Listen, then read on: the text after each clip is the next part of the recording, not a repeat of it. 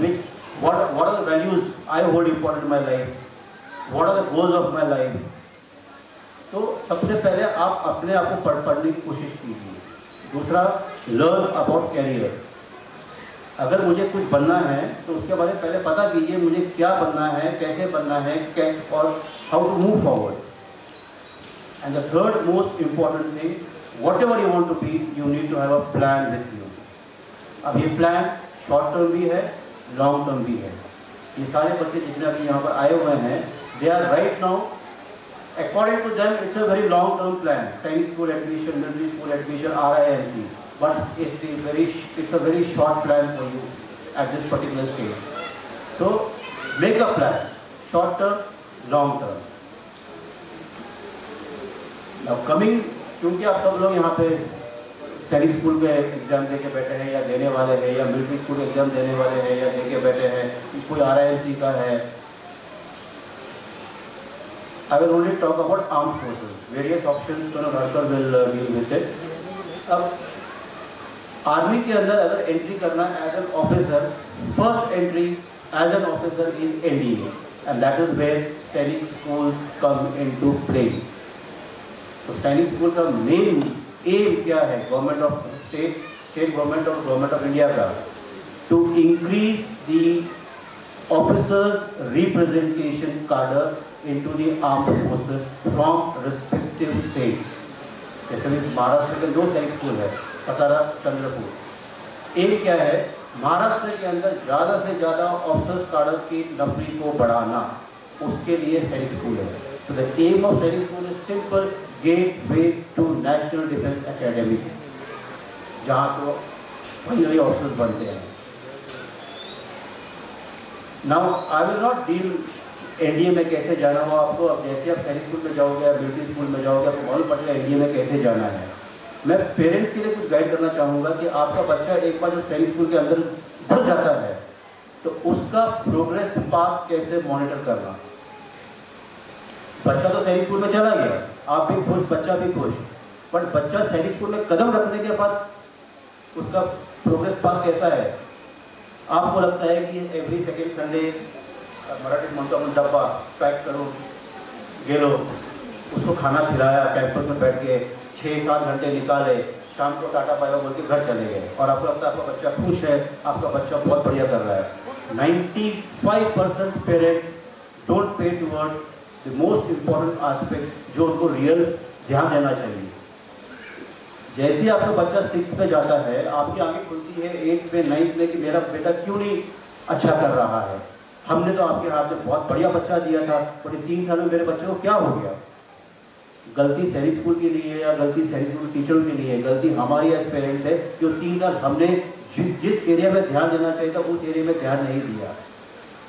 6th में गया, उसका प्रोग्रेस क्या है इन वेरियस सब्जेक्ट, मैथ्स में कैसे कर रहा है, साइंस में कैसे कर रहा है, सोशल साइंस में कैसे कर रहा है, इंग्लिश में कैसे कर रहा है। 6th से 7th में गया, 6th और 7th में प्रोग्रेस में या परफॉर्मेंस में क्या वेरिएशन है, पहले अच्छा था या अभी अच्छा है, पहले बुरा था या अभी और भी मतलब बुरा परफॉर्मेंस है।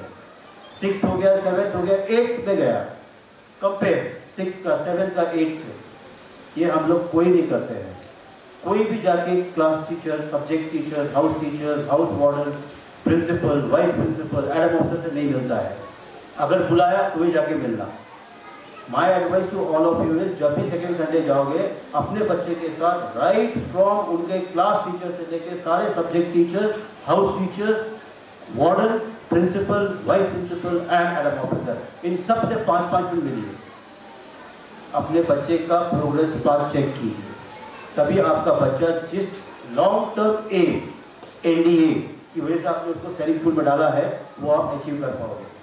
वरना look at the percentage of selection in the NDA, so on all India basis it is 15%, but 15% भी स्ट्रेंथ शायद सैनिक स्कूल से जा नहीं पा रहा है NDA के अंदर। मतलब 400 वैकेंसीज में से 15% मतलब almost 60 vacancies.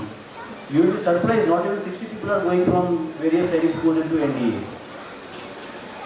So my first advice to all of you is monitor the progress path of your child. That is very important. Next thing, And piece of advice for the students, जैसे आप 8th class में जाते हो, sorry 8th class में जाते हो, there is something called as you should pay towards foundation for UPSC NDA. So start working on that foundation for UPSC. Don't wait, मैं class 11 में जाऊँगा तो सैनिक स्कूल मेरी कोचिंग करना शुरू करेगा NDA के लिए, नहीं। 8th क्लास में जाते हैं, आजकल मार्केट के अंदर सारे बुक्स अवेलेबल है, foundation course for NEET, foundation course for JEE, foundation course for UPSC. Go purchase those books and start your own preparation right from class 8. इसका फायदा, जो आप प्रिपेयर कर रहे हो UPSC NDA के लिए, which we call it as UPSC NDA 10+2 entrance examination for NDA and Naval Academy. But in addition to this, you are preparing for NEET, you are preparing for JEE. Because what is the difference between UPSC NDA, JEE and NEET? UPSC NDA is simple, Angrezi up to 10th standard, mathematics, 70% of the mathematics of class 12 is covered in the UPSC NDA entrance examination, in addition to class 11, class 10, and general awareness. ये 3 चीजें NDA entrance examination के लिए है। अब अगर वही बच्चा NDA को छोड़ के JEE की तैयारी करना चाहता है, what is it? इधर 70% मैथमेटिक्स है, उधर 100% मैथमेटिक्स है। इन एडिशन टू दैट, वैसे ही क्लास 12 में फिजिक्स पढ़ रहा है, केमिस्ट्री पढ़ रहा है, PCM JEE। अगर उसको मेडिकल की तैयारी करनी है, M हटा दिया, B ऐड कर दिया, बायोलॉजी, वो भी 12th में पढ़ ही रहा है बायोलॉजी, तो ज़्यादा फर्क नहीं है JEE, NEET, UPSC entrance examination के अंदर। बट बच्चे को सही गाइडेंस जरूरी है। बट क्योंकि सैनिक स्कूल सिर्फ NDA के ऊपर फोकस करते हैं, they only conduct what we call preliminary examination for NDA। But my advice is pay attention towards NEET, also pay attention towards JEE, because 3 track होना बहुत जरूरी है। जैसे कार्तिक ने बताया कि एक एम नहीं, प्लान ए नहीं हुआ, प्लान बी नहीं हुआ, प्लान सी, तो आपके कम से कम 3 प्लान होने बहुत जरूरी है। एंड इन तीनों को हटा के अगर चौथा प्लान में ऐड करूं IAS और IPS, जो कार्तिक थे यहाँ पर, व्हाट इज दैट? IAS के लिए right from class 6, 7, 8, 9, 10 NCERT text book, अगर in case you want to crack IAS mains, और कुछ पढ़ने की जरूरत नहीं है। IAS advance, sorry prelims, IAS prelims, जब मेंस में जाओगे then your subject into post graduation और graduation comes into play. But if in case you want to crack IAS prelims, 6, 7, 8, 9, 10 NCERT textbook. So pay attention towards these things right from class 8 and अपना progress path बनाइए। Last thing what I want to tell you was, whatever life, live a life with honor. ये सब कहते हैं honorable principle, honorable। ये honorable word कहाँ से आता है? ये वो अपने लाइफ के अंदर अपने कंट्रीब्यूशन टू सोसाइटी से कमाते हैं। ये कोई आपको ऐसे दाम देने के लिए जाता है, और ये मिलता कहाँ से है? आपके स्कूल यूनिफॉर्म से, आपके कॉलेज के यूनिफॉर्म से, आपके स्कूल के रेजिमेंटेशन से, आपके पेरेंटल रेजिमेंटेशन से। तो live a life full of honour. Second, build a very strong character. Strong character मतलब मैं अपना एग्जाम्पल दूंगा। जैसे आपके महाराष्ट्र के अंदर सैनिक स्कूल का पहला सैनिक स्कूल है, मैंने हिंदुस्तान का 22वां सैनिक स्कूल कोडगु खड़ा किया है। I am the founder of Sainik school Kodagu. कुछ बच्चे कोडगु में जाएंगे, देख लेना कैंपस, और जो मैं बोल रहा हूँ कंपेयर करना वहाँ पर। जब मेरे को वहाँ पे भेजा गया था, 78 एकड़ का सिर्फ लैंड था, वो जंगल, और उस जंगल में मुझे आके बिठा दिया। बैठने के लिए एक चेयर भी नहीं था मेरे पास। क्यों? सिर्फ मैं ही था वहाँ पर, कुछ नहीं था, जंगल था जो सरकार ने जमीन दिया था इसको खड़ा करने के लिए। हमारे उसी जंगल के अंदर एक सेरिकल्चर डिपार्टमेंट था। मैं जो भी घर नजदीक था उनके पास गया, मैंने कहा मैडम मेरे को एक चेयर चाहिए बैठने के लिए। तो यूनिफॉर्म देख के उन्होंने कहाँ बैठना है? मैंने कहा जंगल के बीच में बैठना है। तो क्या करोगे बैठ के वहाँ पर? मैंने कहा मेरे को महात्मा बुद्ध तो होने की मैं बैठ के उधर मेडिटेशन करूँगा, मेरे को सैनिक स्कूल कोडगु प्लान करना है। तो नाइस ऑफ हर, उन्होंने एक विदाउट आर्म एक पुराना सा चेयर निकाल के दे दिया। ये मुझे पता नहीं ऑफिस भी करेगा या नहीं करेगा। वो चेयर लेके मैं जंगल में शुरू के 20-25 दिन बैठा था, मैं सवेरे से लेके शाम तक। कि सैनिक स्कूल कोड को अगर यहाँ खड़ा करना है तो कैसे खड़ा करना है, कैसे प्लान करना है, क्या चीज़ कैसे होना चाहिए। उसके बीच में एक चक्कर लगाया मैंने गवर्नमेंट डिपार्टमेंट में और एजुकेशन सेक्रेटरी से मिला।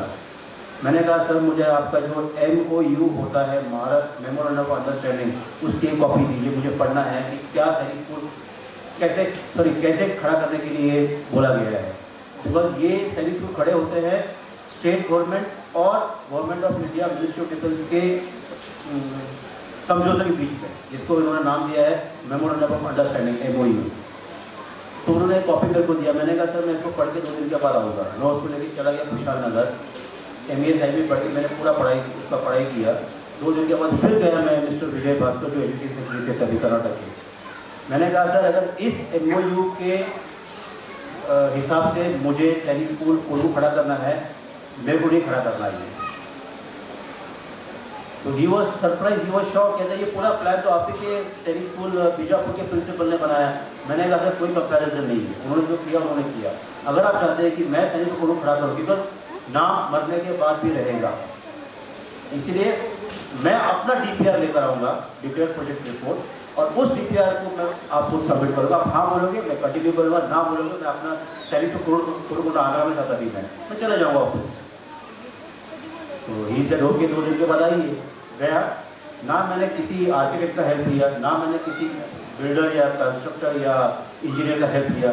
मैंने खुद बैठ के एक DPR बनाया, जिसको बोलते हैं डिटेल प्रोजेक्ट रिपोर्ट। सैनिक स्कूल कोल्लू अगर होगा तो कैसे होगा, और आज वही बच्चे सैनिक कोल्लू में जाएंगे, वहाँ पे एक चीज़ मैंने 2007 में जो प्लान बनाया था वैसे के वैसे ही आज भी है।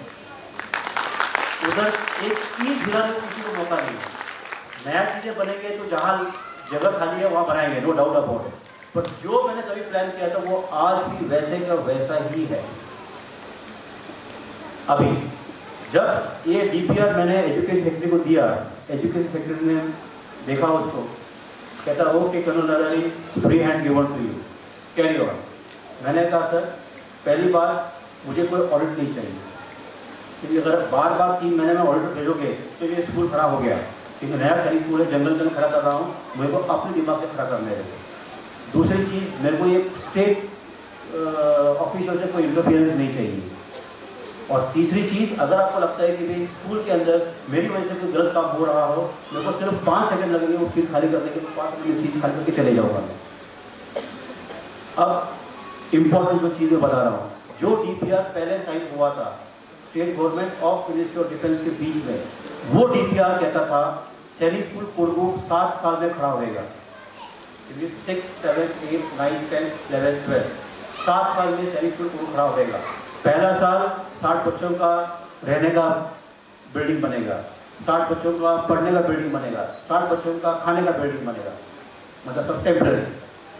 दूसरा साल और 60 बच्चे और 60 बच्चों का खाना और 60 बच्चों का क्लासेस। तीसरा साल वैसे।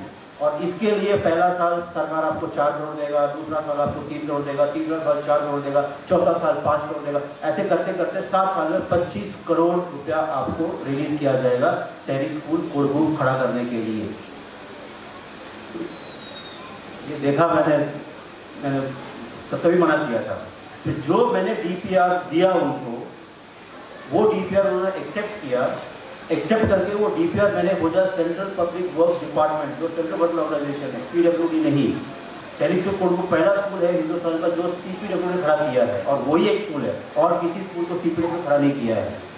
CPW को दिया, और CPW जो फर्स्ट फेज ऑफ कंस्ट्रक्शन का प्रपोजल मेरे को दिया, और जो मैंने वहाँ पे स्टार्ट किया, इट वॉज 35 करोड़। 25 करोड़ 7 साल में, यहाँ पे 35 करोड़ पहले झटके में। सरकार ने सिर्फ 4 करोड़ दिया था, और मैंने 35 करोड़ कंस्ट्रक्शन स्टार्ट करवा दिया। मैंने पहले डिफेंस मिनिस्टर को बुलाया, आइए रिबन काटिए, उद्घाटन कीजिए। पॉलिटिकल कुछ हो गया, वो गवर्नर रूल से इलेक्शन आ गए, वो कैंसिल हो गया। फिर मैं येदियुरप्पा के पास गया, उनको बोला आप आइए, आप रिबन काटिए। कुछ और पॉलिटिकल प्रॉब्लम हो गया, वो भी नहीं आया। मैंने सारे सबको बुलाया, मैंने खुद घेर के लिया, हमारा मैंने शुरू करो, एंड मैंने खुद कंस्ट्रक्शन स्टार्ट किया। मैंने किसी को वेट नहीं किया, क्योंकि हमारे पास टाइम कम होता है जब हम ऐसे एक्टिविटीज़ के अंदर इन्वॉल्व होते हैं। एंड दैट इज हाउ सैनिक स्कूल को खड़ा किया है। आज स्कूल को खड़ा होकर 2007-2022 बस ऑलमोस्ट 14-15 साल हो गए, कोई इंक्वायरी नहीं। सीना ठोक के मैं किसी के सामने कुछ भी बोल सकता हूँ। जब मैं वहाँ से निकला 2 साल के बाद, स्कूल का स्ट्रेंथ था 126। 126 के लिए सैनिक स्कूल के अंदर होते हैं 4 ग्रुप डी एम्प्लॉयज, 8 टीचर्स या 1 कुक या 2 कुक, मतलब स्ट्रेंथ के ऊपर एम्प्लॉयज कुक किए जाते हैं।